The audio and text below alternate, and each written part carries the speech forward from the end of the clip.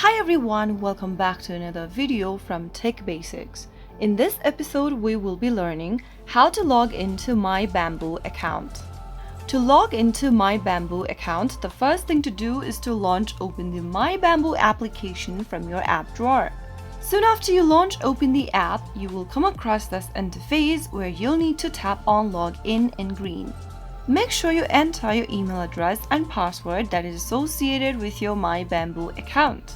First of all, go ahead and type in your email in the first text box and reach out to the password box and type in your password. If you don't remember your password, tap on the Forgot Password link and follow through the instructions till the end. Finally, after tapping on Login, you will then be logged into your MyBambu application in just a couple of minutes. So that is how it's easily done. If you found the video to be helpful, go ahead and give us a thumbs up. Don't forget to subscribe to the channel by hitting the subscribe button. Press on the notification bell so that you'll never miss another upcoming upload from us. I will be back again in the next episode. Thanks for watching.